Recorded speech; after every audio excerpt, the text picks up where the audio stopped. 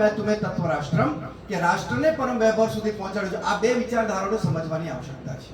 અહીંયા ભારતમાં એક એક વ્યક્તિ જે ભારતમાં જન્મ્યો છે એ એક એક વ્યક્તિના હૃદયમાં હું નથી માનતો કે ભારતના વિરુદ્ધમાં કોઈ પણ પ્રકારનો વિચાર હોઈ શકે। વિચાર નાખવા માટેના અમુક કીડા મકોડા લોકો એવા દુષ્ટ બુદ્ધિવાળા આ દેશમાં આજે પણ ઉપલબ્ધ છે એવા લોકો, પરંતુ મારા દેશનો નાગરિક એક એવો નહીં હોઈ શકે કે જે ભારતના વિરુદ્ધમાં કોઈ વાતને સહન કરી શકે, બોલી શકે। આ એક રાષ્ટ્ર એક ચુનાવ જતા પહેલા પરંતુ આપણે આ રાષ્ટ્ર પ્રત્યેની શ્રદ્ધા છે કે નહીં એ વિષયને થોડો આપણે આગળ લઈએ। થોડા લેટ છીએ, હું વિષયને જલ્દી, તમારો સમય મને ખબર છે વેપારી હોય કેવો સમય હોય છે, હું મારો વિષય બહુ લાંબો છે અને ટૂંકમાં બતાવીશ, એ પણ તમે ચિંતા નહીં કરતા, સમય સુધી હું પૂરો કરીશ, પણ તમને વિષય થોડો ટૂંકમાં સંક્ષિપ્તમાં સમજાય એના માટે હું વાત કરું છું કે આ ભારતમાં આપણે ભારતીય નાગરિક તરીકેનું આ ભારત માતાની જે શું ખાલી આપણે બોલવા માટે છે, ખાલી શું એક નારો છે નહીં, આ ભારત માતાની જે બોલતા બોલતા 7 લાખથી વધારે લોકોએ આ દેશની આઝાદી માટે સંઘર્ષમાં શહીદી આપી છે। દે દી તુમે આઝાદી બિના ખડક બિના ઢાલ, આ ગીત પછી લખાયા, કોઈ ખડક ને કોઈ ઢાલ વગર કોઈ આઝાદી મળી નથી। આ આઝાદીના સંઘર્ષમાં 7 લાખ લોકોએ જીવ ગુમાવ્યો છે। 7 લાખ માતાઓના કોખથી પોતાના દીકરા દીકરીઓ આ ભારત માતાના ચરણોમાં સમર્પિત થઈ છે અને એટલા માટે આપણા વેદોમાં ભારત માતાનો ઉલ્લેખ છે અને એ વેદોમાં એવું કહેવું છે કે આ ભારતની ધરતી પર જન્મ લેવા માટે વિજયભાઈ એવું કહે છે કે વેદોમાં દેવો પણ તરસે છે એવી આ ભારતની ભૂમિ છે। આ દુનિયા જ્યારે બનાવી હશે ત્યારે આ જે ભારતની વિશિષ્ટ ભૂમિ છે જેનો અખંડ ભારત હું કહી શકું છું, આપણું સપનું છે અખંડ ભારતનું। આ ઇઝરાયલને આપણે ધન્ય માનવું જોઈએ કે આ ઇઝરાયલ જે 2000 વર્ષો સુધી એ લોકો અલગ અલગ દેશમાં ભટક્યા, 2000 વર્ષો સુધી, અને જે રીતે આપણે રામ રામ નમસ્તે જે તે ધર્મમાં જે તમે બોલતા હોય એ પણ એ સામે મળે તો શું કહેતા, નેસ્ટિયર ઇન જેરુસલમ, નેસ્ટિયર ઇન જેરુસલમ। 2000 વર્ષો સુધી એ લોકો જ્યાં મળતા ત્યાં એમનો ટાર્ગેટ હતો કે એમનો પોતાનું દેશ પાછું લેવું છે અને એ રેગિસ્તાનમાં એ પોતાનો દેશ પાછું લીધું, મુઠ્ઠીભર નાનું દેશ, અને આજે ચારે બાજુ એમના દુશ્મન છે છતાં પણ આતંકવાદીઓને ધૂળ ચટાવવાનું કોઈ કામ કરતું હોય તો ઇઝરાયલ છે। એના અંદરથી શીખવાની એક વાત છે કે ત્યાંનો એક એક નાગરિક દેશભક્ત છે। ત્યાંની મહિલા ગર્ભવતી હોય, 7મા 8મો મહિનો જતો હોય પણ એના ખભા પર AK-47 બંદૂક હોય અને એમ કહે છે કે મેરે આने वाला बच्चा भी राष्ट्र के लिए समर्पित है, मेरी जान चली जाए लेकिन मैं इस देश के लिए जीऊंगी। આ પ્રકારની ભાવના સાથે જીવવાવાળા નાગરિકો હોય ત્યારે ઇઝરાયલ જેવો દેશ બની શકે કે કોઈ આંગળી ઉઠાવે તો હાથ કાપવાની તાકાત ધરાવે। આ દેશ પણ એવો જ હતો, પરંતુ હજારો વર્ષોમાં અમુક વર્ષો સુધી આપણે કોઈને કોઈ આક્રમણોના આપણે કોઈ પ્રતિકાર કરવામાં રહ્યા, 200 વર્ષ સુધી અંગ્રેજોના આધીનમાં રહ્યા, એના કારણે ક્યાંક ને ક્યાંક આપણને એવું ભણાવવામાં આવ્યું, શીખવાડવામાં આવ્યું, અથવા એવી માનસિકતા બની ગઈ કે આપણે તો આવા જ છીએ, આપણે તો આમ જ થઈ શકે, આપણા દેશમાં તો કંઈ જ નહીં થાય, આવી માનસિકતાને આઝાદ થયા પછીનો જે ઇતિહાસ લખાયો, આપણું દેશ આઝાદ થયું એના પછીનો જો ઇતિહાસ લખાયો, ઇતિહાસ પણ એવો જ લખવામાં આવ્યો જે પ્રકારે ભારતને લઈ જવું હતું। એ લોકોને સત્તામાં બનાવી રહેવા માટે, એ સત્તામાં કોણ હતું તમને બધાને ખબર છે, પંડિત જવાહરલાલ નહેરુ, એની સરકાર, એના કર્મચારીઓ કોને લીધા તો એ કોમ્યુનિસ્ટ વામપંથી વિચારધારા વાળાઓને લઈને એ નક્કી કર્યું કે આ દેશને આપણે લાંબા સમય સુધી કોંગ્રેસનું શાસન રાખવું હોય। તમને ને મને તો ખબર છે કે નહેરુ કેવી રીતે પ્રધાનમંત્રી બન્યા, તમને બધાને ખબર છે કે જે 15-16 વોટ હતા વોટિંગ કરીને વોટિંગમાં એક પણ વોટ એમને નહોતો મળ્યો, સરદાર પટેલને એમાંથી તે 15 વોટ મળેલા, એક વોટ કોઈ બીજા ગોપાલ કૃષ્ણ એમ કરીને મને યાદ નથી, પરંતુ આ પ્રકારે જેને કોઈ વોટ આપવા તૈયાર નહોતું રજવાડાઓમાં, અને એ ગાંધીજીના કહેવાથી જે પ્રધાનમંત્રી બને છે એ પ્રધાનમંત્રી જીવનમાં ક્યારેય કોઈ ગરીબી નથી જોઈ અને દેશમાં લાંબા સમય સુધી શાસન ટકી રહે એના માટેની જે વ્યવસ્થા કરી, એના પછી જે ઇતિહાસ લખાયો આ દેશમાં, એ ઇતિહાસ આપણી સામે રાખવામાં આવ્યો। એ આપણા ભણતરમાં, એજ્યુકેશન સિસ્ટમમાં એ આપણને ભણવામાં, એના કારણે આપણું માઇન્ડસેટ એવું થયું છે કે ભારત આવું છે અને એવું થયું। હું એક ઉદાહરણ આપીને આ વિષય પર જાઉં, વિષય પણ હું એટલે જલ્દી બતાવે, બહુ મોટો આંકડાનો વિષય છે, પરંતુ આપણે કરવું શું છે, કેમ ભેગા થયા, ઉપયોગી કેમ છે, એના પર હું આપણે વાત કરીશ, પરંતુ આપણે એના પહેલા ભારતની સ્થિતિ જાણવી પડે કે આ દેશને આ સ્થિતિમાં લાવ્યું કોણ। આ એક સમય એવો હતો કે આ દેશના અંદર કોઈ પ્રધાનમંત્રી આવે શું થતું હતું ભાઈ, સ્વામીજી અહીંયા બેઠા છે, પૂજ્ય દીદી બેઠા છે, કે કોઈ પ્રધાનમંત્રી આવે, વિદેશી પ્રધાનમંત્રી વિમાનમાંથી ઉતરે તો ભારતમાંથી સારામાં સારા મદારી ખોળવામાં આવે। તમારે ત્યાં ડાંગમાં મદારી ખરા ના, પણ નહેરુજી શોધકા, નહેરુજી ઓર્ડર આપે, પ્રધાનમંત્રી કહે તો ભારતના સારામાં સારા મદારી શોધી રાખે, જેવો પ્રધાનમંત્રી ઉતરે, ચૂટકી વગાડે નહેરુ એટલે અંદર પેલો બીન વગાડે, મેરા મંડોલા મેરા ટંડોલા વિજયભાઈ, પેલો સાપ નીકળે આમ અને પેલા પ્રધાનમંત્રીને દર્શન કરાવ, દેખો હમારે, તો પેલો પ્રધાનમંત્રી તાળી પાડે. આ એક દર્શન ભારતના તમે કરાય. એ વિદેશી પ્રધાનમંત્રી પોતાના દેશમાં જાય છે, શું કહ્યું એને कि भारत अंधविश्वास का देश है, भारत मदारियों का देश है, भारत भिखारियों का देश है, भारत सपेरों का देश है. આ પ્રકારની પ્રતિષ્ઠા તમે 70 વર્ષ સુધી ઊભી કરેલી, આ ભારતના દર્શન તમે વિદેશમાં કરાયા, પરંતુ 2014 પછી નરેન્દ્ર દામોદર દાસ મોદી પ્રધાનમંત્રી બને છે અને કોઈ વિદેશી પ્રધાનમંત્રી આવે તો ગંગાના ઘાટ પર બેસીને 3 કલાક સુધી આરતી કરાવે છે. કોઈ વિદેશી પ્રધાનમંત્રી આવે તો એ મહાદેવના મંદિર પર લઈ જઈને લલાટ પર તિલક કરીને કહે છે ये मेरी संस्कृति है. કોઈ વિદેશી પ્રધાનમંત્રી આવે તો અક્ષરધામના દાદર પર બેસાડીને કલાક ભારતીય સંસ્કૃતિની ચર્ચા કરે છે. કોઈ વિદેશી પ્રધાનમंत्री आवे तो भारत को विश्व दर्शन गीता आपने કહે છે ये हमारी ज्ञान की परंपरा है जो विश्व को शांति दे सकती है. આ પ્રકારના દર્શન કરાવે છે. ત્યારે નરેન્દ્રભાઈ મોદી જ્યારે વિદેશમાં જાય તો લાઈન લગાવીને ઊભા રહે છે ને એમના દેશનું સર્વોચ્ચ એવોર્ડ આપવાની તાકાત ત્યારે ઊભી થાય છે કે આ દેશનો, આ વિશ્વનો લીડર આ નરેન્દ્રભાઈ હોઈ શકે. નરેન્દ્રભાઈ નથી, આ લીડર છે 140 કરોડ. વારંવાર નરેન્દ્રભાઈ કહે છે કે 140 કરોડ લોકો છે એ વ્યક્તિઓ આ એવોર્ડના હકદાર છે.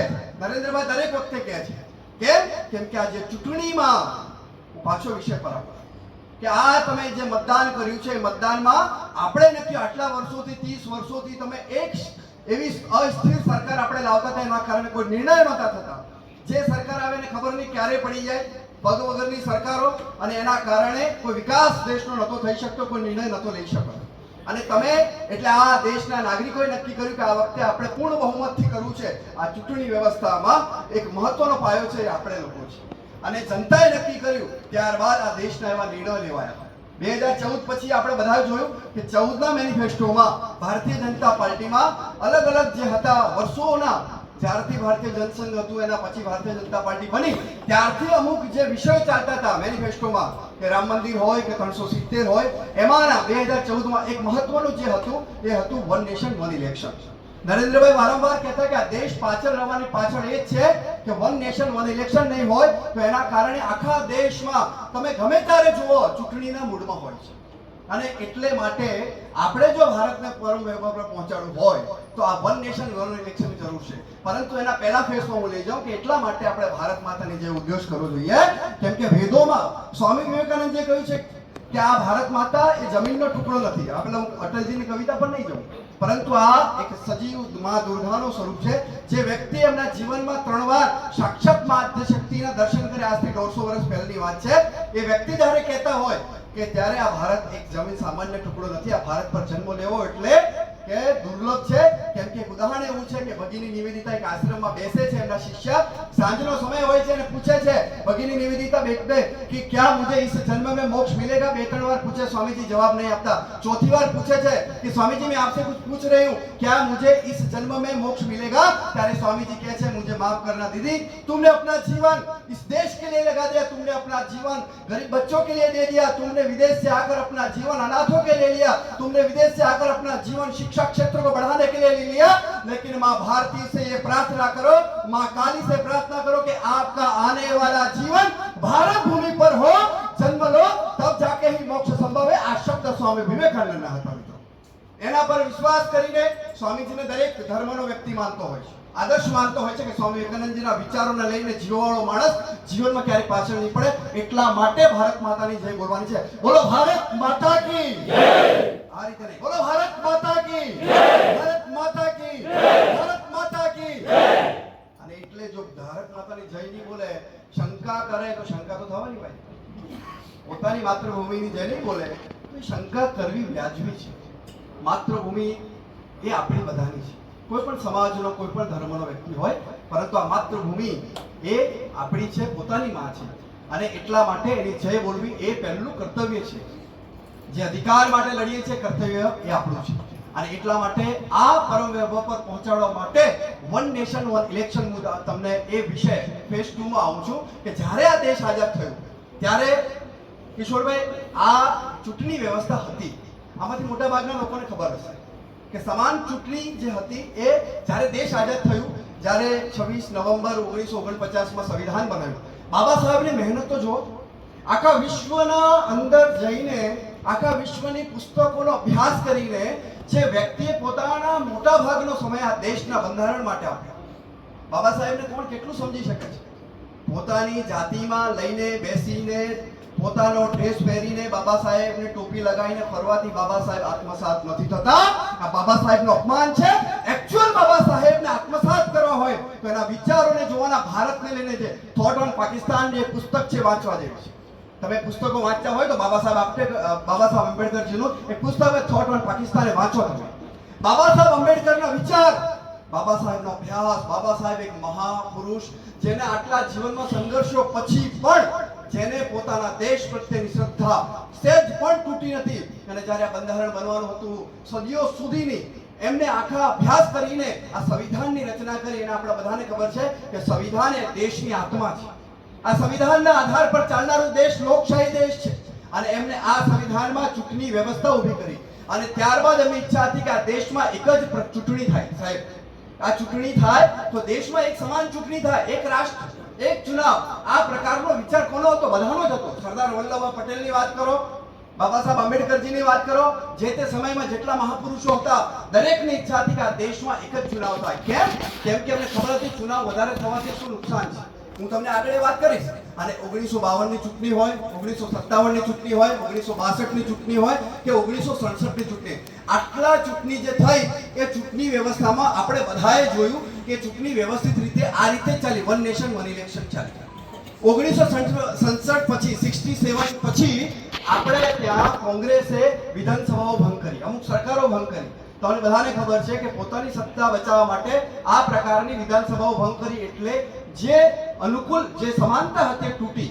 આ દેશમાં જે ચુનાવોની જે સમાનતા હતી, એક વન નેશન વન ઇલેક્શન ચાલતું હતું, એનો ક્રમ તૂટ્યો. લોકસભા અને વિધાનસભા આ ચૂંટણીઓ સાથે થતી અને ક્રમ તૂટવાના કારણે હવે વહેલા મોડું થવા માંડ્યું. ત્યારબાદ તમને બધાને આપણે બધાને ખબર છે કે આમાં આપાતકાળનો સમય, આમાં કોને યાદ નહીં? ઘણા લોકો વડીલ હશે, એમને ખબર પણ હશે, ભોગવ્યું પણ હશે કે આપાતકાળમાં પોતાની સરકાર બચાવવા માટે આ દેશને બંધ કરી દેવામાં આવ્યો, આ દેશને જેલ બનાવી દેવામાં આવ્યો. ઇન્દિરા ગાંધી દ્વારા પોતાની સરકાર ટકાઈ રાખવા માટે એમને ખબર પડી કે મારી સરકાર પણ એવી છે. તમને હસ્તક્ષેપ કરીને જેટલી પણ અલગ અલગ પાર્ટીના નેતાઓ હતા, લીડરો હતા, સામાજિક આગેવાનો હતા, સામાજિક સંસ્થાઓના આગેવાન હતા, ક્રાંતિકારી લીડર હતા, એ બધાને જેલમાં નાખી દેવા પૂછ્યા વગર. પત્રિકાઓ જે પત્રકાર હતા એ લોકોની પત્રિકાઓ બંધ કરી દેવામાં આવી. એમનું ન્યૂઝ એક જ ચાલે, જે ત્યાંથી દિલ્હી કાર્યાલય ઇન્દિરાબેન કે એટલું જ લખાય એક પેપર છપાય, બાકી પત્રકારોની પત્રિકાઓ બંધ કરી દેવામાં આવી. કોઈ મીડિયા નહીં, કોઈ ક્રાંતિકારી બહાર નહીં, કોઈ એક્ટિવિટી નહીં, અને બધાને અંદર નાખી દેવામાં. એના કારણે એ સમયગાળા અંદર જે પ્રકારની ચૂંટણી વ્યવસ્થાથી ધ્વસ્ત થઈ ગઈ અને એના કારણે આ દેશમાં આ પ્રકારનું વાતાવરણ સર્જાયું કે જે આપણે કહેવાય બેલેન્સ તૂટી ગયું. અને વન નેશન વન ઇલેક્શનની જે તોડવાનું પહેલું કામ કર્યું હોય તો કોંગ્રેસે કર્યું. અને એ આ સૌને ખબર છે.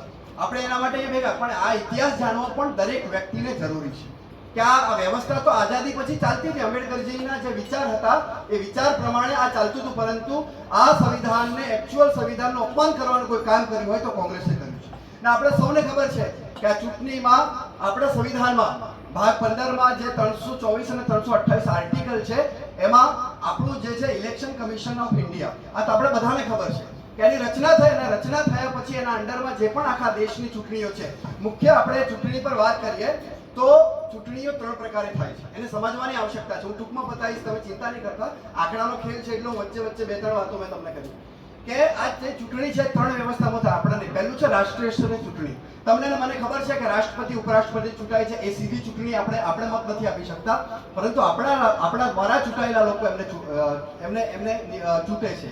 બીજું છે લોકસભા અને રાજ્યસભા. એ પણ આપણને ખબર કે લોકસભામાં સીધા આપણે એને મતદાન કરીને આપણે મોકલીએ છીએ, અને રાજ્યસભામાં જે આપણા વિધાનસભાના વિધાન પરિષદો છે એના દ્વારા જે ગણતરી કરેલી છે એના દ્વારા એમની નિયુક્તિ થાય છે.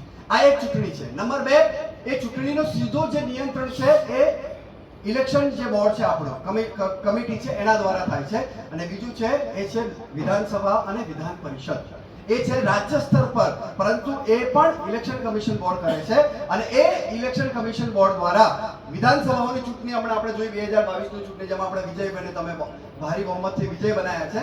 આ પ્રકારની જે ચૂંટણી થાય છે, વિધાન પરિષદ આ દેશમાં 6 રાજ્યોમાં અત્યારે છે, બિહાર, સમથિંગ મહારાષ્ટ્ર, ઝારખંડ, એવા 6 રાજ્યોમાં વિધાન પરિષદ છે, પરંતુ વિધાનસભા આ પ્રકારનું આ બીજું ચરણ છે. ત્રીજું સ્તર છે જે આપણા સંવિધાનમાં આર્ટિકલ 73, 74 કરીને પંચાયતી રાજ કરીને એની વ્યવસ્થા કરી, જે રાજ્ય ચુનાવ આયોગના અંદર આવે છે. રાજ્ય ચુનાવ આયોગના અંદર જેમાં આપણે સરપંચની ચૂંટણી કરીએ છીએ, જિલ્લા પંચાયતની ચૂંટણી કરીએ છીએ, નગરપાલિકાની કરીએ છીએ, મહાનગરપાલિકા. આ ચૂંટણી વ્યવસ્થા આપણે બધાએ જોઈ અને આ ચૂંટણી અંતર્ગત આપણે બધાએ જોયું છે કે આ ચૂંટણી આપણે એના સ્તરમાં આ ક્રમ આપણા ભારતમાં નક્કી થયેલો છે. અને આ એક સાથે ચૂંટણીની વ્યવસ્થા એક સમય હતી કે એક વ્યક્તિ નીકળે દેશમાં એક જ વાર 5 વર્ષમાં ને તમે મતદાન આપીને આવો, તમને જે સંસદ ગમે છે એ સંસદની ટિકિટ આપો, તમને જે વિધાયક ગમે છે ધારાસભ્ય એને ટિકિટ આપો, જિલ્લા પંચાયતનો સદસ્ય જે ગમતો એની ટિકિટ આપો. આ પ્રકારે વર્ષમાં એક જ વાર તમારે નીકળવું પડતું હતું. પરંતુ આ જે વચ્ચેનું ક્રમ તોડવાનું જે કામ કર્યું છે, આમાં થાય છે શું કે તમે જ્યારે આ પ્રકારની ચૂંટણી આપો છો ત્યારે મોટાભાગની સરકારો સ્પષ્ટ બહુમતમાં આવતી હોય છે, ચાહે લોકસભામાં હોય કે વિધાનસભા. એના દ્વારા સ્થિર સરકાર બને છે, એના દ્વારા નિર્ણય લેવાય છે. 370 નો નિર્ણય લેવાયો, આપણે બધાને ખબર હતી, કોઈ એમ નથી કે ખૂન કી નદિયા બહ જાયેગી, બાપ રે બાપ. આ દેશમાં આ નિર્ણય કેમ લેવાયો? કેમ કે આપણે સ્પષ્ટ બહુમત આપ્યું સરકારને. એટલા 30 વર્ષ પછી જ્યારે આ ક્રમ તૂટેલો, એના પછી જે સરકાર બની એ પહેલી વાર એ બની કે જેને સ્પષ્ટ બહુમત આપ્યું. આ મતદાન જે છે એ મતદાનમાં જે લોક જાગૃતિ છે એના કારણે આ એક વ્યવસ્થા ઊભી થાય છે. તો આવા બધા નિર્ણયો જ્યારે સરકાર મજબૂત બને ત્યારે આ નિર્ણય લઈ શકાય છે. અને ત્યારબાદ આપણે નોટબંધી હોય વગેરે વગેરે જે ઉદાહરણ છે, જે નિર્ણયો લેવાય છે એ આના અંદર લેવાય છે. અત્યારે ઓપરેશન સિંદૂરની વાત હું એટલા માટે કરીશ કે અત્યારે આખા વિશ્વમાં આપણા પણ પ્રતિનિધિ અલગ અલગ દેશમાં ગયા છે. આપણાને પણ જાણકારી હોવી જોઈએ કે આ દેશમાં પહેલી વાર એવી ઘટના ઘટી છે કે 19 મિનિટના સમથિંગ 29 મિનિટના અંદર પાકિસ્તાન હાર સ્વીકાર કરી લીધી. એટલું ભયંકર સચોટ માર આપણે કર્યો છે કે પાકિસ્તાનના અંદર જઈને આપણે લોકો મારીને આવ્યા છે. પાકિસ્તાનના કોઈ નાગરિકને આપણે નુકસાન નથી પહોંચાડ્યું. જે આતંકવાદી હડ્ડા હતા એને પાડ્યા, એ લોકોએ હુમલો કર્યો, એના પછી આપણે એરવેઝ પર હુમલો કર્યો છે અને એના કારણે ગભરાઈ ગયા કે ન જાણે કે આ જો 1-2 દિવસ વધારે યુદ્ધ ચાલ્યું તો પાકિસ્તાનના એક પણ એરવેઝ નહીં રહે ને પરમાણુ હથિયાર જે મૂકેલા છે એ પણ ધ્વસ્ત કરી નાખશે. એના કારણે એ લોકોએ આપણા પાસે શરણાગતિ કરીને ભીખ માંગીને યુદ્ધ રોકવા માટે વિનંતી કરી. આ એક ભારત માટેનો આ સર્વાધિક એક અહીંયા બેઠેલો ભારતીય ગર્વથી ભરાય એ પ્રકારની વાત છે. અને એ આપણા માટે ગર્વની વાત છે કે ભારત આપણા 3 દિવસના અંદર આપણો વિજય બન્યો હોય તો આપણું વિજય. આ ત્યારે બને છે જ્યારે આપણે મતદાન પ્રણાલીમાં જ્યારે આપણે મજબૂર સરકારો આપીએ છીએ ત્યારે. અને એ પ્રકારે આ 3 પ્રકારના તબક્કામાં આપણી ચૂંટણીઓ થાય છે. અને એ ચૂંટણીઓમાં એક મતથી શું ફરક પડે? ઘણા લોકો એવું કહે છે મેરે કો મતદાન से क्या फर्क पड़ेगा? પરંતુ તમે એક મતદાનમાં એક સરપંચ બનાવો છો, એ સરપંચ એક ગામને સુવ્યવસ્થિત કરે છે, એ ગામ એક તાલુકાને કરે, તાલુકો જિલ્લાને, જિલ્લો રાજ્યને, રાજ્ય દેશને કરે છે. આ પ્રકારે એક એક વ્યક્તિ એક એક મત આપણા દેશમાં ચૂંટણી પ્રણાલીમાં ખૂબ ઉપયોગી છે. અને કેમ ઉપયોગી છે? હવે તમે એમ કહો છો કે ચૂંટણી અલગ અલગ વ્યવસ્થામાં થાય છે કે આજે ચૂંટણી તમે જુઓ દેશમાં પ્રધાનમંત્રી અહીંયા ભાષણ આપતા હોય, પેલા ત્યાં આપતા હોય, પેલા મુખ્યમંત્રી ત્યાં ગયા, અમારા વિજયભાઈ જેવા કાર્યકર્તાને આજે અહીંયા મોકલ્યા, કાલે મહારાષ્ટ્ર મોકલશે, પછી મોકલશે જમ્મુ કાશ્મીર, પછી હરિયાણા. આ શું છે? જ્યારે જુઓ ત્યારે સરકાર ચૂંટણી મોડમાં હોય છે. તમે બધા પણ વેપારી લોકો છો, સૌથી વધારે કોઈ નુકસાન થતું હોય તો વેપારીઓને થાય. કેમ કે તમારે લોકસભાની ચૂંટણી આચારસંહિતા લાગી જાય, હું અહીંયા આગળ વાત કરવાનો છું. તો આ નુકસાન કોણ ભોગવે છે? આમ નાગરિક ભોગવે છે. એટલે વારંવાર ઘરથી નીકળવા જવું, આ કરું તે કરું. અને એક ઉદાહરણ એટલું છે કે તમને હું એક પૂછે કોઈ કે ચલો અહીંયાથી તમારે અમદાવાદ કર્ણાવતી જવું, ગાંધીનગર જવાનું છે. એક બસમાં તમે બેઠા, કિશોરભાઈ એક બસમાં બેઠા, અહીંયાથી તમે ડાંગથી નીકળ્યા એટલે નવસારી પહોંચવાનું તમારે નજીકમાં કયું પડે? વ્યારા કે સીધું કયું પડે છે? વ્યારા. અહીંયાથી ટિકિટ લીધી, પછી વ્યારા પહોંચ્યા, વ્યારા પાછો કંડક્ટર આવીને કે ભાઈ પાછી ટિકિટ પડાવો. ક્યાંની? તો આગળ સુધીની, વડોદરા સુધીની. પાછું વડોદરા આવ્યું, પાછો કંડક્ટર તમારી પાસે આવશે, તમે માંડ આરામમાં ઊંઘ્યા આવશો, એ ભાઈ જાગ ચલો આણંદ સુધીની ટિકિટ પડાવો. આણંદ આવ્યું, પછી કહ્યું ભાઈ જાગ અમદાવાદ સુધીની ટિકિટ પડાવો. તમને કંટાળો આવશે કે નહીં આવશે? તમને અહીંયાથી ગાંધીનગર પહોંચતા 5 વાર જો ટિકિટ ફાડવી પડે, પૈસા કાઢવાના, પછી નાખવાના, છૂટા પૈસા પાછા નાખવાના, પછી પેલું ટિકિટ આપે, એ કેટલા કંટાળાજનક પ્રવાસ થઈ જાય તમારો. એવી જ રીતે આ ચૂંટણીનો પણ પ્રવાસ એવો જ છે. તમારા ઘરમાં કોઈ લગ્ન હોય, 4 ભાઈઓ છે, 4 ભાઈઓ, ઉદાહરણ આપું છું તમને સમજાય એના માટે. તમારા ઘરમાં 4 ભાઈઓ છે અને 4 ભાઈઓની ઉંમર થઈ ગઈ છે લગ્નની. 4 દીકરા છે, 4 દીકરાના લગ્નની ઉંમર થઈ ગઈ અને પહેલા દીકરાને તમે એમ કહો જનવરીમાં લગ્ન, તમે લગ્નની તૈયારી 4 મહિનાથી કરો કે નહીં કરો? હવે પહેલા છોકરાનું લગ્ન તમે જનવરીમાં કરાવો, પછી થોડું થાય એનું લગ્ન પૂરું થયું કે હવે ચલો ફરવરીમાં લગ્ન કરાવો, પછી લગ્ન પૂરું થયું કે ચલો માર્ચમાં કરાવો, તો ઘરવાળા કંટાળે કે નહીં કંટાળે? તમારા ગામના લોકો કંટાળે કે નહીં? મારા જેવા ખાવાવાળા હોય તો કે ભલે ચાલતું હું જમી આવું છું, પણ મોટા ભાગના લોકો કંટાળે, તમે કંટાળો અને કેટલું હેડક બને. પરંતુ એવું થાય કે ભાઈ 4 છોકરાઓના લગ્ન એક મંડપમાં થઈ જાય કે નહીં થઈ જાય? તો એક જ ખર્ચામાં, ઓછા ખર્ચામાં તમારે કોઈ વ્યવસ્થા, એક જ વ્યવસ્થામાં આ બધા જ લોકોના એક જ વાર આવવું પડે, તમારે ઘરેના વ્યવસ્થા પૂરી થઈ જાય. સરળ છે કે નહીં? તો એવી જ રીતે તમારા ડાંગમાં કોઈ તમારો ઘાસ લેવા માટે નીકળ્યો, તમે એમ કહો મારે ખેતરમાં ઘાસ લે. આ ઉદાહરણ એટલે આપું છું કે તમને એકદમ ઈઝી સમજાય. મારા વિષયને એટલે કે તમને ટૂંકમાં સમજાવીને પૂરો કરવો છે. તમે 1-1.5 કલાકથી બેઠા છો, વિષય બહુ લાંબો છે, 2-3 કલાકની કથા થાય એવો છે, હું કરવા માટે પણ તૈયાર છું. એનો ઇતિહાસ પણ મારે કરવું નથી, એટલા માટે શોર્ટમાં તમને સમજાય. આ જન આમ રાય બને એના માટેનું આ એક પ્રબુદ્ધ નાગરિક સંમેલન છે. અને એટલે કે તમે અહીંયાથી ઘાસ લેવા ખેતરમાં મોકલ્યા દીદી, અને ત્યાં ગયા, ઘરેથી ચપ્પલ સ્લીપર પહેર્યા, તમને એમ કે રોડ પર જઈને તમારે બૂટ પહેરવાના, ખેતર પહેલા તમને એમ કે તમારે સ્પોર્ટ શૂઝ પહેરવાના, ત્યાં જઈને કે તમારે ખડવ પહેરવાના. કંટાળો, તમે ઘાસ લાવશો કે ચપ્પલ જ પહેર્યા કરશો? એવી સ્થિતિ આ ચૂંટણીની છે. લોકસભા ચૂંટણી પતી, તમે કહો વિધાનસભાની ચૂંટણી, વિધાનસભા ચૂંટણી પડી, જિલ્લા પંચાયતની ચૂંટણી, જિલ્લા પંચાયત કે તાલુકા પંચાયતની ચૂંટણી, તાલુકાની માંડપણ પડી, હમણાં સરપંચની આ ગ્રામ સ્વરાજની ચૂંટણી, સરપંચની ચૂંટણી ગઈ. તમે વિચાર તો કરો, માણસ આ જ કામ કરશે કે બીજું કંઈ કરશે? એના કારણે આ દેશના અંદર જે વિકાસ અવરોધ રૂપે થઈ રહ્યો છે અને એના કારણે વિકાસ અટકી ગયો છે. આ તમને ને મને બધાને ખબર છે કે આપણા એજન્ડામાં 2014માં આ વન નેશન વન ઇલેક્શનની થિયરી, એક ઘોષણાપત્રમાં આપણો સંદેશ હતો ભારતીય જનતા પાર્ટીનો કે ભાઈ આ દેશમાં એક ઇલેક્શન હોવું જોઈએ, આખા દેશમાં ઇલેક્શન. એટલે એક જ દિવસમાં ભારતમાં નહીં, પરંતુ જો ગુજરાતની ચૂંટણીની તારીખ હોય કે ભાઈ ચૂંટણીની તારીખ આજે 7 તારીખે ચૂંટણી થવાની છે, તો ગુજરાતની અંદર જેટલી પણ ચૂંટણીઓ 7 તારીખે થાય, પછી ભલે યુપીમાં 15 તારીખે છે, આખા દેશમાં તારીખ અલગ હોઈ શકે, પરંતુ ચૂંટણી એક સાથે પતે અને એ 5 વર્ષે એક જ વાર આવે. સમજી ગયા કે નહીં? તો એ 1.5-2 મહિનામાં આખા દેશમાં ચૂંટણી થાય. કેમ?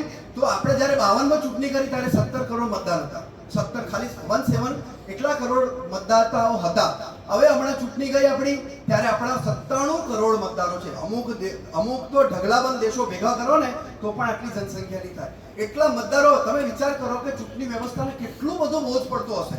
અને પછી તરત રાજ્ય સરકાર ચાલે. હવે અહીંયા ચૂંટણી પતી એટલે દિલ્હીમાં જવાનું, દિલ્હી પતી એટલે મહારાષ્ટ્રમાં જવાનું, મહારાષ્ટ્ર એટલે હરિયાણામાં જવાનું. એને કરવાનું હું 12 માસ ચૂંટણીનો મોડ હોય.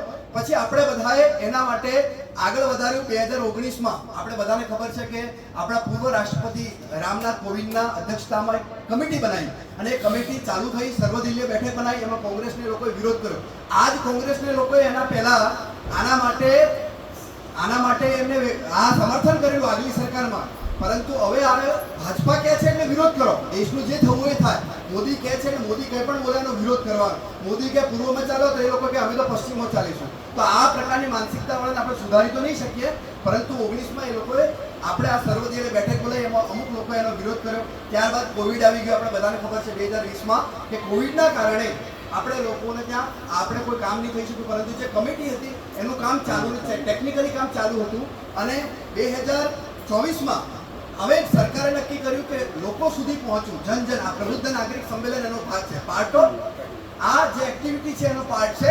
અને એટલા માટે લોકોની આમરાઈ બને, લોકો જાણે કે એકચ્યુઅલી આ વન નેશન વન ઇલેક્શન કેમ જરૂરી છે, એના માટે ઘર સુધી, વ્યક્તિ સુધી પહોંચવાનું કામ પ્રબુદ્ધ લોકો, જેમ કે ડોક્ટર છે, વકીલ છે, શિક્ષકો છે, ખેડૂતો છે, તો એ એમના સંપર્કમાં આવવાવાળા લોકોને એ વિશે કે આ દેશમાં ચૂંટણી કેમ જરૂરી છે, કે એક જ ચૂંટણી થાય. એટલા માટે પ્રબુદ્ધ નાગરિક સંમેલનોના આપણે આયોજન કર્યા છે. અને ત્યારબાદ આપણે એના વિષય પર વાત કરીએ કે આ છેલ્લા હું આ મુદ્દાઓ લઉં છું કે એના ફાયદાઓ શું છે, નુકસાન તો શું હતું તમને બધાને ખબર છે. કારણ ખર્ચનો ઘટાડો, તમને બધાને ખબર છે કે એક આ ઘરનું મેં ઉદાહરણ આપ્યું, લગ્નનો આ લગ્ન આપણે ઉદાહરણ આપ્યું મેં કોઈ ઘરમાં, કે એક જ ઘરમાં આટલા બધા લગ્ન વારંવાર થાય તો કેટલો ખર્ચો વધે. જો એ ઘરમાં એક જ તારીખમાં લગ્ન 4 ભાઈઓના થઈ જાય તો એક જ ખર્ચા પતે. એવી જ રીતે ચૂંટણી પણ પતે, એનો ખર્ચનો ઘટાડો થાય. અને 2019માં જે ચૂંટણી થઈ એમાં 60,000 કરોડ રૂપિયા ખર્ચાયેલા સ્વામીજી, 60,000 કરોડ એટલે તમે વિચારી નહીં શકો. અત્યારે જે ચૂંટણી ગઈ એમાં સમથિંગ 1.20 લાખ કરોડ રૂપિયા ચૂંટણીમાં ગયા છે. લોકસભાની વાત કરું છું, રાજ્યસભા અને સ્વરાજની ગણતરી હું નથી કરતો. તમે વિચાર કરો આંકડો ક્યાં પહોંચે. એટલું તો બજેટ નહીં હોતું અમુક દેશોના, આખા વર્ષનું બજેટ નહીં હોય એટલું બજેટ આપણું ખર્ચાય છે. એમાં તો પાર્ટીઓને આપણે ખબર છે કહેવાનું નહીં, અમુક તો ખર્ચા ઓછા બતાવવા પડે. રાજકીય પાર્ટીઓ ઓછા બતાવતી હોય, 5 કરોડ ખર્ચો કરતો હોય ને 20 લાખ રૂપિયા બતાવે, આ પ્રકાર હોય તો આ ખર્ચો ટોટલ ગણવા જાવ તો કેટલો બેસે? તો આ ખર્ચનો ઘટાડો થાય. આચારસંહિતા, વેપારીઓ બેઠા છે, મેં વાત કરી તમને, આચારસંહિતા લાગે ત્યારે તમારો કામ ધંધો બંધ થઈ જાય. તમારે કોઈ આર્થિક ટ્રાન્ઝેક્શન કરવું હોય તો રોકાઈ જાય. તમે રોકડા લઈને જાઓ, પકડાવો એટલે પોલીસવાળા તમારે જવાબ આપવો પડે. 10,000 થી વધારે પૈસા લઈને ફરો એટલે પોલીસવાળા લઈ લે. તમારે ત્યાં આટા મારવાના કે ધંધો કરવાનો. પાછી લોકસભા થાય તો વિધાનસભા થાય તો જિલ્લા પંચાયત. તો વેપારીઓ તો આખા વર્ષમાં 5 વર્ષમાં 10 વાર આવું થાય. સ્કૂલોના શિક્ષકોને સાહેબ ડ્યુટી લાગે, બધા અલગ અલગ કર્મચારીઓ, સુરક્ષા કર્મી, પોલીસ કર્મી ચૂંટણીમાં રહે. તો તમે વિચારો કે કેટલી વ્યવસ્થા ખોરવાય છે. અને એ આચારસંહિતાના કારણે ઘણા બધા આ કામ રોકાય. અને આ જે ચૂંટણી તંત્ર છે એનો ભાર ઘટે. અમે આખા 5 વર્ષમાં એક જ વાર ચૂંટણી થાય તો એને એકદમ નિશ્ચિંતતાથી વ્યવસ્થિત રીતે બુદ્ધિ લગાવી, મન લગાવીને આ ચૂંટણીને પૂરી કરાવી શકે. દર મહિને 4 મહિને અહીંયા ચૂંટણી આખા ભારતમાં દોડામદોડી નહીં થાય. નાગરિકો માટે સરળતા છે કે આપણે 5 વર્ષમાં એક જ વાર ચૂંટણી મત આપવા માટે નીકળીએ. આપણે તમને નીકળ્યા ઘરેથી એટલે તમે સંસદને પણ તમે આપો, વિધાનસભામાં ધારાસભ્યનો પણ મત આપીને આવો. જો આગળની જો વ્યવસ્થા થઈ જાય 29માં તો જિલ્લા પંચાયત, તાલુકા પંચાયતને પણ તમે મત આપીને આવો. તમને ભાઈ આ ગમતા હોય વિજયભાઈ તો વિજયભાઈને આપો, કિશોરભાઈ તો કિશોરભાઈને આપો, લોકસભામાં વિજયભાઈને આપો અને વિધાનસભામાં કિશોરભાઈને આપો, જે તમને ગમે. એટલે વ્યક્તિના ઉપર કોઈ પ્રકારનો બંધારણ નથી. તમારે ક્યાં રૂમમાં એટલે જે વ્યવસ્થા છે એમાં એક જ વારમાં તમે ઘરેથી નીકળો એટલે તમારે 5 વર્ષમાં એક જ વાર તમારે ઘરેથી નીકળવાનું રહે. તમે વિચારો કેટલો સમય બચે, લોકો હેરાન નહીં થાય અને રાજકીય સ્થિરતા બને. આ પ્રકારે 5 વર્ષમાં એકવાર ચૂંટણી થાય એટલે વચ્ચે સરકારો પાડી દેવાની અને ખેંચીને પાડી દેવાની, પાછી ચૂંટણી, એવી વ્યવસ્થા બંધ થઈ જાય. જે પણ સરકાર બને, જે સમય વધ્યો એટલા સમયમાં જ રહેશે. જેમ કે હું 3 વર્ષે મારી સરકાર પડી કદાચ તો મારા જે બને 2 વર્ષ જ રહેશે. એટલે કોઈ માથાકૂટ કરે નહીં 1 વર્ષ માટે, 6 મહિના માટે. એટલે આ પ્રકારે જો થઈ જાય તો સરકારની સ્થિરતા પણ બને.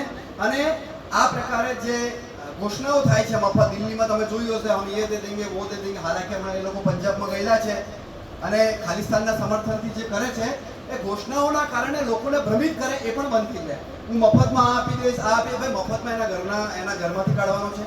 હું ઘોષણા કરીને જીતી જાઉં તો મારા ઘરમાંથી તમને આપવાનો છું. હું જે આપવાનો છું તમારા જ પૈસામાં તમને આપવાનો છું. આપણે સમજવાનું છે કે મારા છોકરો જે આવવાનો છે એના ભાગમાં હું આવશે, દેવું જ આવવાનું છે. હું જો જિલ્લામાં આ પ્રકારે મફત આપીને જઈશ તો આવનારી સરકાર, આપણી પેઢી, તમારા છોકરા શું કરશે? તો એ દેવું જ કરશે. સરકાર ક્યાંક ભીખ માંગશે, એને દેવું ભરવું પડશે, ટેક્સ ભરવું પડશે. તો આ પ્રકારની મફત જે ઘોષણાઓ કરે છે અમુક પાર્ટીઓ, તો એ મફતની ઘોષણાઓ બંધ થઈ જશે. આ પ્રકારના ઘણા બધા બાબા સાહેબનું સપનું હતું, દીનદયાલજીનું સપનું હતું, સરદાર વલ્લભભાઈ પટેલનું સપનું હતું કે આ દેશમાં એક વ્યવસ્થા, એક ચુનાવ વ્યવસ્થા બને, એક નેશન, વન ઇલેક્શન બને. એના માટે આ દેશનું જનમાનસ ઊભું થાય. અને એના માટે નરેન્દ્રભાઈ, તમને બધાને ખબર છે કે સંવિધાનની વાત તોડવાની, લોકો કોરું સંવિધાન, આટલી ચોપડી લઈને, સંવિધાનમાં કેટલા બધા પાના છે, તમે ગ્રંથ લઈને ફરો ત્યારે ખબર પડે આટલો મોટો જાડો ગ્રંથ છે. અને આજકાલ લોકો ચૂંટણીમાં આટલી ચોપડી સંવિધાન બતાવે લાલ કલરની, અંદર ખોલીને જોયું તો કોરા પાના હતા સાહેબ. તો વિચાર કરો, લોકોને ભ્રમિત કરે છે. હું કોઈ એજન્ડા પર વાત નથી કરતો, પરંતુ મારા દેશના નાગરિકો ભોળા છે એના મતલબ એ નથી કે મૂર્ખ છે. અને તમે એને મૂર્ખ સમજવાની કોશિશ કરશો તો મારા દેશનો એક નાગરિક એને જવાબ આપવા માટે તૈયાર છે. તમે સંવિધાનનું નામ લઈને અપમાન કરો છો. બાબા સાહેબ આંબેડકરનું સૌથી મોટું અપમાન કોણે કર્યું? જેણે આ સંવિધાનની રચના કરી. તમે કહી શકો છો કે જે ચુનાવ પદ્ધતિ આપણને આ જે લોકશાહી આપી છે સંવિધાન દ્વારા, એ બાબા સાહેબ આંબેડકરને કોંગ્રેસમાંથી કાઢી મૂકવામાં આવ્યા. કાઢી નહીં મૂક્યા, ચૂંટણી લડી એમની સામે, એમને હરાવવામાં આવ્યા. બાબા સાહેબ આંબેડકરની મૃત્યુ થઈ, એમનું શવ ત્યાં દિલ્હીમાં એમને સ્થાન આપવામાં આવે. એમના બાપ દાદા મરી જાય તો સમાજીઓ બને, અને આપણા બાબા સાહેબ આંબેડકર માટે કોઈ સ્થાન આપવામાં નહીં આવ્યું. અને સૌથી વધારે નિંદનીય વાત કોઈ હોય તો બાબા સાહેબને ભારત રત્ન પણ નહોતું આપ્યું. આ પ્રકારના લોકો સંવિધાનની ચોપડી લઈને ફરે. એને જવાબ આપવાની જરૂર આપણે બધાની છે કે સંવિધાન તમે મૂકી દો.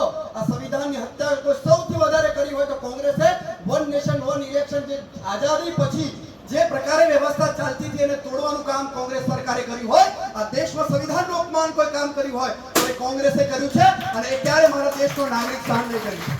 અને એટલા માટે આપણે સૌને સજાગ થવાની જરૂર છે. આપણે નરેન્દ્રભાઈની વાત કરીએ. સૌથી વધારે અહીંયા જ્યારે મુખ્યમંત્રી હતા વિજયભાઈ, તમને ખબર હશે કે આપણે હાથીના ઉપર સંવિધાનનો ગ્રંથ મૂકીને યાત્રા કાઢેલી. આ બાબા સાહેબ પ્રત્યેની શ્રદ્ધા. બાબા સાહેબના 5 તીર્થ સ્થાનો છે, એને ડેવલપ કરવાનું કોઈ કામ કર્યું હોય તો નરેન્દ્રભાઈએ કર્યું છે. સંવિધાન દિવસ ઘોષિત કરવાનું કામ કર્યું હોય તો નરેન્દ્રભાઈ કર્યું છે. એટલું નહીં, 2014 પછી લોકસભાના અંદર ગયા અને જતા પહેલા લોકો, આખી દુનિયાની મીડિયા જોઈ રહી હતી કે નરેન્દ્ર મોદી લોકસભામાં જાય છે. જતા પહેલા જોયું કે દાદર પર ચડતા પહેલા અટકી ગયા, ચપ્પલ નીચે ઉતારે છે, નમ્યા, નીચે ઘૂંટણ મૂક્યા અને સંસદના દાદરને મસ્તક અડાડ્યું, નમન કર્યું, નતમસ્તક કર્યું અને ગયો. નતમસ્તક થયા અને ઊભા થઈને કહ્યું કે આ સંસદ મારું મંદિર છે અને સંવિધાન મારો ધર્મગ્રંથ છે. આવું કોઈ ક્યાં વાળું હોય તો નરેન્દ્રભાઈ મોદી છે. અને એટલા માટે મને આ દેશના પ્રધાનમંત્રી નરેન્દ્ર દામોદર દાસ પર મને ગર્વ છે. અને આપણે બધાને ફરીથી 2029 નો લક્ષ્યાંક છે કે 2029 માં જો આ દેશનો એક નાગરિક સજાગ જાગૃત થઈ જાય તો મને વિશ્વાસ છે કે one nation one election bill pass થશે અને થશે. તો એમ કહેતું હતું કે 240 સીટ આવી. અરે ભાઈ, આ અલગ માટીના બનેલા લોકો છે. આ વિજયભાઈ ને લોકો જે પાર્ટીમાં સંઘર્ષ કર્યો છે, ડાંગમાં તમે જોયું હશે કેવી સ્થિતિમાં આ લોકોએ સંઘર્ષ કર્યો છે. આજ કિશોરભાઈ, આજ વડીલો અહીંયા બેઠેલા છે, એમને જોયું હશે ઘરે ઘરે જઈને આ લોકોને જાગૃત કરવાનું કામ કર્યું છે. અને એક મનમાં આ દેશ પ્રત્યેની આસ્થા, રામ પ્રત્યેની આસ્થા, માં શબરી પ્રત્યેની આસ્થા ઊભી કરી હોય તો આ લોકોએ કરી છે. ધન્ય છે આ લોકોને કે મહેનત કરીને આ વાતાવરણને બનાવ્યું છે. અને આપણે બધાની જવાબદારી છે કે આવનારા સમયમાં વન નેશન વન ઇલેક્શન થાય, આ દેશમાં એક ચૂંટણી થાય. આ દેશમાં કોઈ પણ પ્રકારે 2, 3, 4 ચૂંટણી થઈને દેશના પૈસા બરબાદ થાય, આ દેશનો કોઈ નાગરિક સ્વીકારી નહીં શકે. સ્વામીજી અને આ દેશના એક સાધુ સંતો, એક ધર્મ, અલગ અલગ ધર્મના જેટલા પણ લોકો છે, જેટલા પણ આગેવાન છે, ચાહે હિન્દુ પરંપરાને માનતા હોય, ચાહે ક્રિશ્ચિયનને માનતા હોય, ચાહે મુસ્લિમને, ઇસ્લામને માનનારા હોય, ચાહે બૌદ્ધિસ્ટ માનનારા હોય, એક વ્યક્તિ નરેન્દ્રભાઈ સાથે ઉભો છે અને કહે છે કે નરેंद्र भाई तुम आगे बढ़ो, देश के लिए हम तुम्हारे साथ है. આવું કહેવાના એક વ્યક્તિ છે. અને મને વિશ્વાસ છે કે આવનારા સમયમાં વન નેશન વન ઇલેક્શન થવાનું છે કેમ કે તમારા ચહેરા પર હું ડાંગ અને સ્મિતાને જોઈ રહ્યો છું કે આપણા એક અહીંયા પ્રબુદ્ધ નાગરિક જે અહીંયા આવેલા છે, એ નાગરિકો આ બિલ માટે ઉભા રહેવાના છે, સમર્થન કરવાના છે, ઘર સુધી જવાના છે અને એક વ્યક્તિને કહેવાના છે કે આવનારી એક જ વાર ચૂંટણી થાય ભાઈ, અમારી પાસે ટાઈમ નહીં, અમારી પાસે બહુ કામ કરવું છે. એટલા માટે अब ये कानून बन के रहेगा क्योंकि ये भारत की आवाज है, भारत के जन जन की आवाज है कि वन नेशन वन इलेक्शन ये होकर रहेगा. मोदी जी हम तुम्हारे साथ है. आप सब पधारे, ये बदल खूब खूब आभार. भारत माता की जय.